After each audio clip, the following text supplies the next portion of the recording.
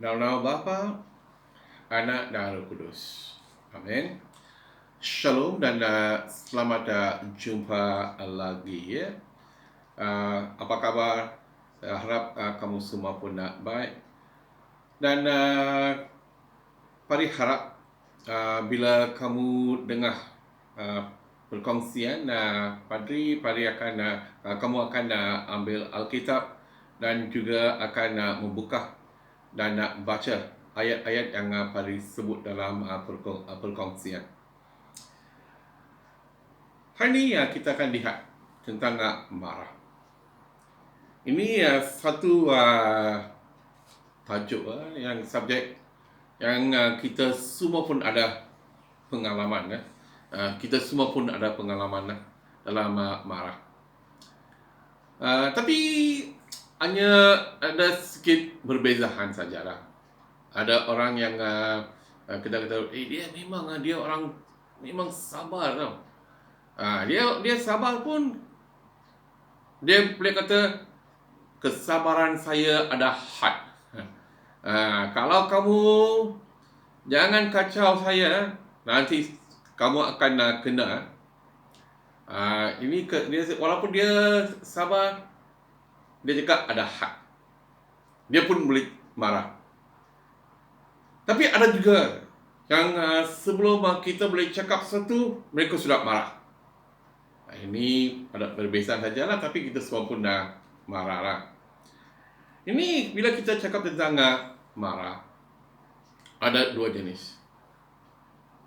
Yang satu ialah untuk kebaikan.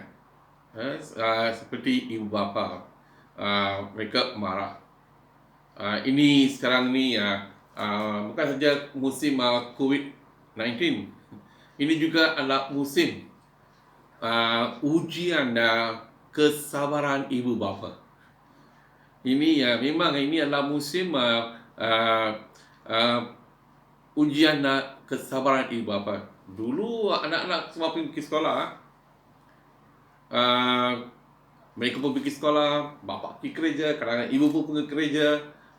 Hanya malam saja kita tengok, dan itu pun mereka belajar, mereka buat kerja rumah dan tidur awal pagi pergi ke sekolah. Sekarang semua orang pun terpaksa duduk di rumah. Bapa pun terpaksa duduk di rumah, tak boleh keluar dengan kawan-kawan. Mak pun terpaksa duduk di rumah. Anak-anak semua pun terpaksa duduk di rumah. Wah, inilah memang ini musim ujian persabaran ibu bapa. Tapi kadang-kadang kita pun marah juga. Betul. Ada ibu bapa yang guna rotan, dia cakap, saya suruh kamu belajar, bukan guna Facebook. Ini sebab mereka mengasihi, mereka nak buat ini, mereka marah sebab mereka nak kebaikan untuk anak-anak mereka. Ini satu. Yang lain satu, sebab kita memang benci orang itu. Mereka simpan dalam hati kita. Kita nak balas dendam. Kita tunggu saja untuk masa. Itu yang pertama itu untuk kebaikan. Itu bukan dosa. Bila ibu bapa marah anak-anak mereka sebab mereka nakal, mancap. Ini musim ni memang susah ni. Pagi sampai malam susah ni. Tapi yang lain satu, sebab kita benci orang. Kita nak buat jahat kepada mereka. Kita nak balas dendam. Dan kita baca dalam Alkitab. Kalau kamu buka Alkitab kamu kepada ke Mazmur 95. Mazmur 95. Dan Pari akan baca untuk kamu dalam bahasa Iban. Pari cubalah. Cuba bacalah. Okey, Mazmur 95 ayat 10. 40 tahun aku dah kejikah orangnya. Aku nagame pemalat sidah tu endah taluk. Sila ngai ngasekah pesan aku. Aku ringat, lalu bersemayah, genah sumpah.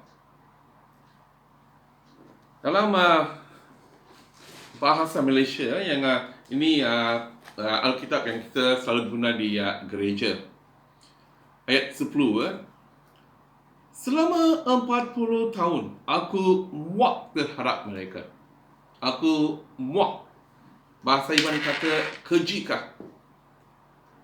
Dan visi yang Padi selalu gunakan di sini dia kata ni ayat 10 selama 40 tahun aku berduka cita dengan keturunan itu. Ini ada macam lain lah perkataan. Dia kata muak, berduka cita, kejika. Tapi saya suka ni bahasa English. Dia kata, for 40 years I was angry with these people. 40 tahun. Mengapa Allah marah? Mengapa? Sebab Allah sangat mengasihi orang-orang Israel. 40 tahun. Selepas mereka dah keluar dari Mesir, mereka tak dapat masuk ke dalam tanah yang disediakan, yang telah disiapkan oleh Allah untuk mereka. Sebab mereka tak dengar. Mereka suka menyembah patung-patung. Oleh itu 40 tahun mereka telah menghadapi kesusahan. Sebab Allah sangat marah terhadap mereka. Ini dalam perjanjian lama kita baca Allah marah, Allah marah, Allah marah. Sebab Allah mengasihi mereka. Allah harap mereka akan bertobat. Mereka akan mengikut firman Dia. Mereka akan menerima berkat-berkat yang telah dijanji oleh Dia untuk mereka. Tapi mereka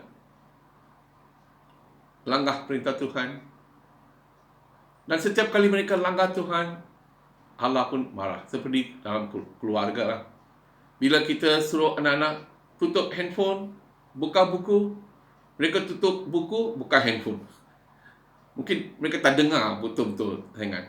Bapa kata tutup handphone, buka buku, dia tutup buku, buka handphone. Bila bapa nampak, marah. Betul. Sebab bapa mengasihi. Bapa nak jaga masa depan anak-anak mereka. Itu adalah satu untuk kebaikan. Itu satu jenis. Itu bukan dosa. Bila kamu disiplin anak-anak kamu, bila kamu marah anak-anak kamu dengan penuh kasih untuk masa depan mereka, itu bukan dosa. Tapi janganlah pukul anak-anak. Saya pernah dengar satu kes ini, bapak dia kata, hey father, ini anak saya ni dia masih tadika.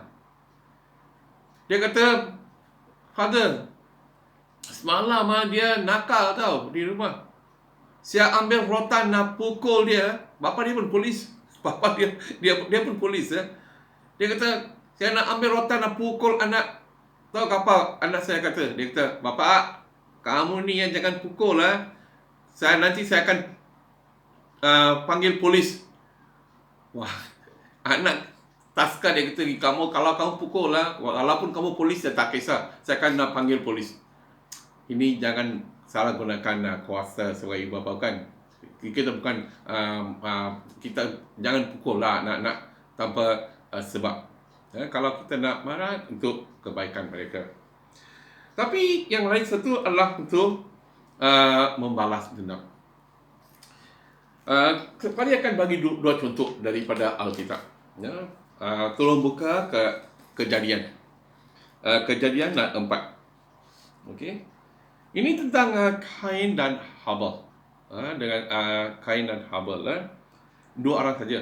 Dua orang anak saja untuk Adam and Eve. Adam dan Eva. Di antara dua-dua orang pun ada masalah sikit. Kita baca di sini ayat tolong buka Kejadian 4 ayat 6. Berfirmanlah Tuhan kepada Kain, Mengapakah kamu marah? Dan mengapakah mukamu masam? Ayat 5, ayat 5. Tetapi dia tidak berkenan kepada kain dan persembahannya.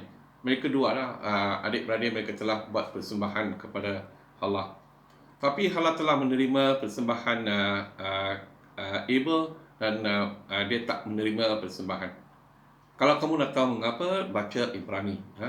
Jawapan untuk ini dalam Ibrani. Dan dia pun nak marah. Macam mana? Tuhan yang tak menerima, bukan Abel yang tak menerima. Bukan Abel yang suruh Tuhan jangan menerima persembahan abang saya. Tapi dia marah dengan adik dia. Dia pun telah mengambil keputusan. Dia nak membunuh. Sebab dia marah. Mungkin dia dah ambil, bila kita baca, mungkin dia dah ambil keputusan untuk membunuh. Tapi Allah telah memberi amaran kepada dia. Allah telah memberi amaran. Dia kata ni bukankah benar jika kamu berbuat baik, kamu akan berkeadaan bagus. Tetapi jika kamu tidak berbuat baik, dosa memang mengintai peluang. Jadi tetapi jika kamu tidak berbuat baik, dosa memang mengintai peluang, menanti ketika untuk berleluasa.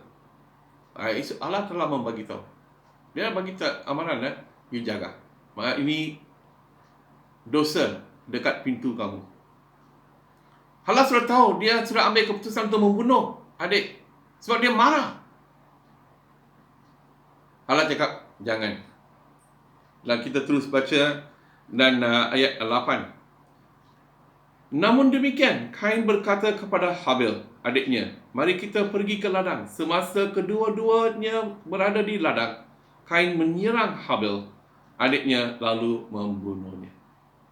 Tengok apa yang marah boleh buat. Kata kalau kita tak serahkan kemarahan kita dan kita tak selesaikan, kita boleh jadi hamba kepada marah. Dan kita boleh buat sesuatu dan selepas kita dah buat, kita boleh rasa regret. Kita rasa, mengapa saya buat itu? Masa itu saya pun tak boleh fikir lah. Apa yang saya telah buat? Orang kata bukan. Selepas mereka buat sesuatu, mereka kata, semasa itu saya memang marah. Saya memang jangan pernah tahu apa yang saya buat. Itulah berlaku. Tapi untuk Abel, Tuhan telah bagi amaran. Hari ini Pari bagi amaran kepada kamu lah. Sebagai hamba Tuhan. Kalau kamu masih marah terhadap seseorang, minta Tuhan supaya Tuhan boleh lembutkan hati kamu, supaya kamu boleh maafkan orang itu, dan kamu boleh mengasihi, berdoa untuk mereka. Hancurkan ini roh kemarahan dalam kehidupan kamu. Ini roh kemarahan yang bagi macam Abel tidak akan membawa kebaikan, hanya akan membawa kemusnahan. Kita baca juga lagi satu contoh. Ini tentang anak Raja Daud. Ini Raja Daud memang orang yang setia kepada Allah.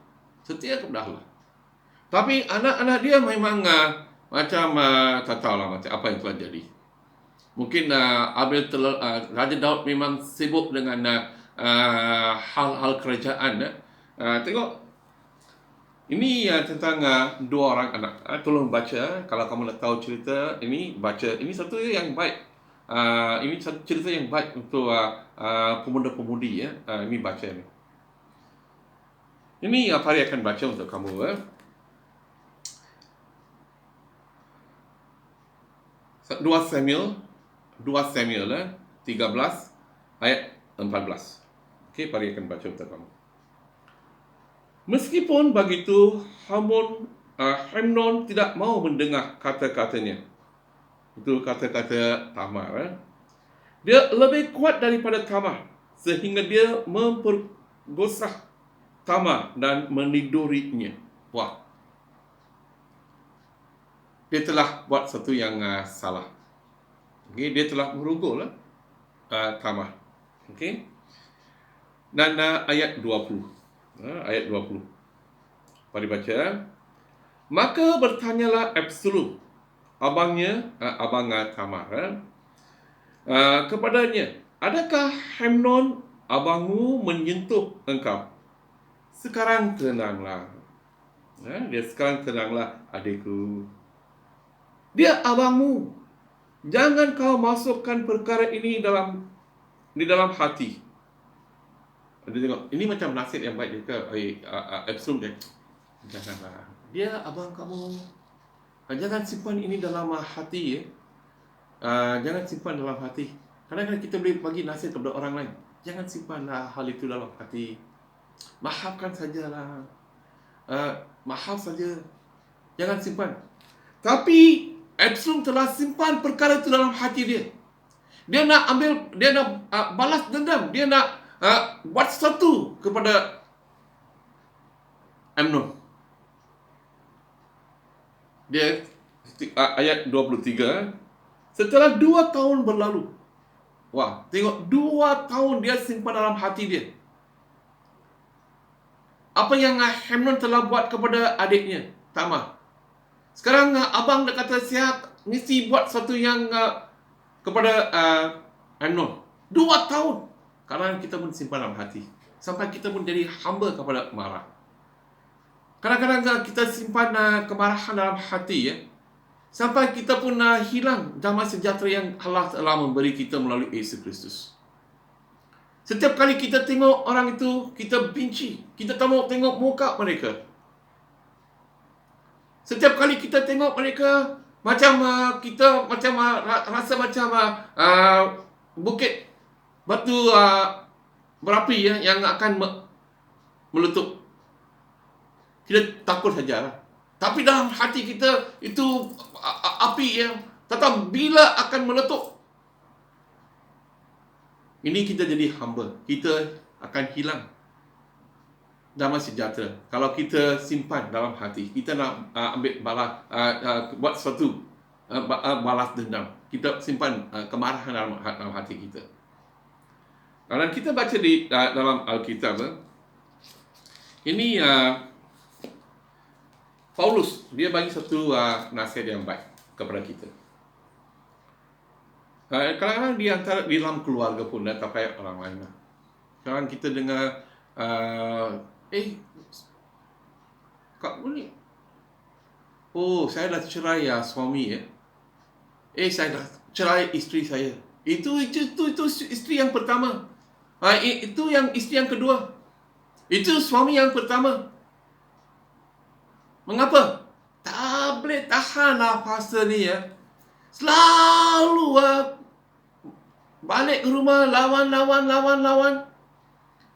Betul lah. Bila isteri cakap satu, suami nak cakap dua. Dia cakap, saya yang lelaki. Kamu ni perempuan. Nak buka mulut. Tambak dia. Cepat naik marah. Sampai satu kampung boleh dengar apa yang berlaku dalam keluarga. Sampai anak-anak nak malu nak keluar dari rumah. Semalam bapak nak lawan ke? Marah. Macam macam mana? Gunung berapi. Tiap-tiap hari macam gunung berapi yang sudah meletup.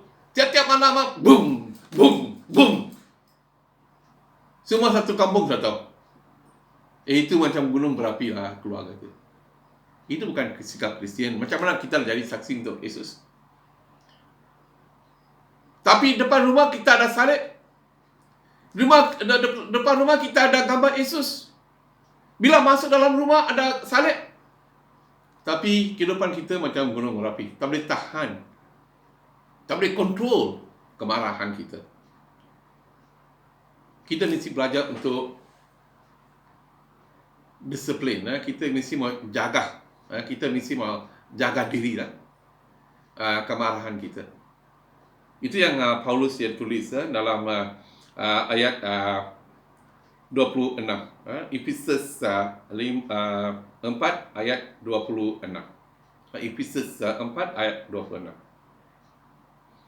Apabila kamu marah, dia cakap apabila kamu marah. Dia cakap bukan, kamu tak boleh marah. Sebab saya cakap kan, kadang-kadang kita marah juga. Betul. Jadi tak ada manusia yang tak marah lah. Yesus pun marah juga. Betul. Bila dia masuk dalam rumah ibadat, mereka jual, Yesus pun marah. Betul. Baca dah. Yesus pun ada marah. Tapi bukan sebab dia nak buat jahat kepada orang lain. Kita semua pun boleh marah. Kita semua, sebab kita manusia. Kalau kamu patung, itu lain lah. Orang yang tak langsung marah orang lain, mereka semua pun dikongkong sekarang. Dikongkong mereka tak lawan, tak marah satu sama lain. Tapi semasa sampai kita hidup, kita akan marah. Tapi dia kata ni ya, apabila kamu marah, janganlah sampai melakukan dosa. Dia cakap, tenanglah, tenang.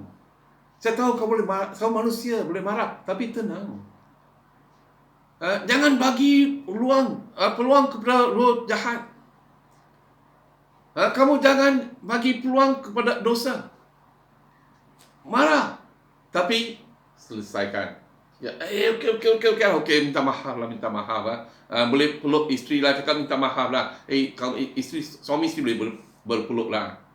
Betul. Ini musim COVID-19 pun kamu boleh berpeluk satu sama lain lah, suami isteri. Betul. Ini tak ada undang-undang yang menghalang suami isteri berpeluk lah. Ini lawan berpeluk, minta maaf lah, cium lah, boleh tak? Betul. Tapi janganlah sampai simpan dalam hati. Itu yang dia kata ni ya. Jangan kekalkan kemarahanmu hingga matahari terbenam. Dia cakap jangan kekalkan. Dia cakap sebelum matahari terbenam, selesaikan. Kalau kamu ada salah faham di antara suami isteri, kalau ada salah faham dengan kawan-kawan, selesaikan. Jangan simpan dalam hati kamu. Jangan simpan kemarahan kamu dalam hati kamu. Dan tidur pun kamu ingat apa yang kamu boleh buat kepada dia. Kamu mencari jalan macam mana kamu boleh buat jahat, membalas dia, balas dendam. Simpan dalam hati. Mimpi pun macam kamu tikam dia dengan pisau. Macam kamu tembak dia dalam mimpi pun. Wah, kamu memang geram. Memang geram dia cakap kamu nak buat satu. Macam mana dia boleh cakap macam itu? Macam mana dia boleh buat itu kepada saya? Jangan. Bila kamu, itu yang dia Paulus kata ni. Dia kata ni ya. Janganlah kekalkan kemarahanmu hingga matahari terbenam, dan jangan beri tempat kepada iblis.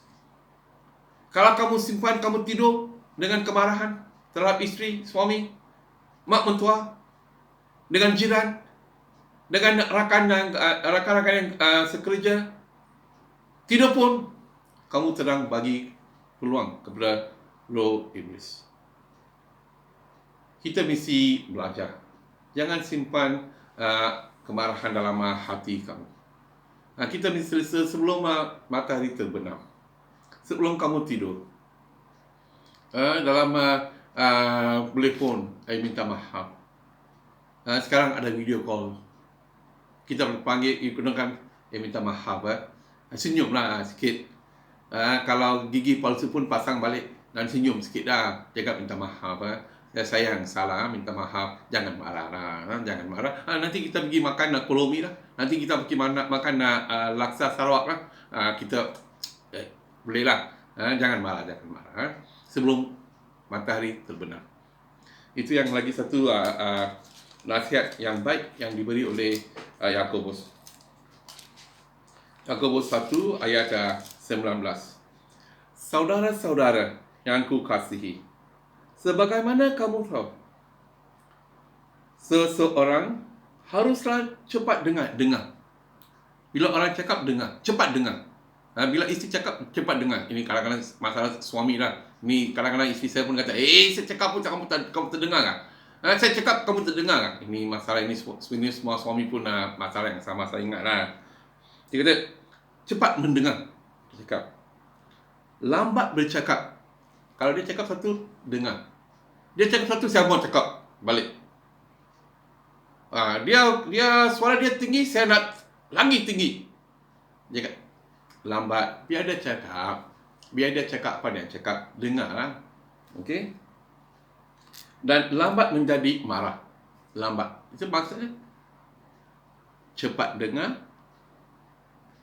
Dia cepat dengar, lambat bercakap, dan lambat marah, menjadi marah. Oleh itu kawan-kawan saya, dan saya harap kita akan ikut contoh Yesus. Ini contoh yang baik. Bila Yesus telah disalib, orang yang telah salibkan dia, mereka mengejek. Mereka tak rasa sedih bila mereka nampak Yesus dalam kesusahan, derita. Tapi Yesus berdoa, Bapa, ampunkanlah mereka. Yesus tak marah terhadap mereka.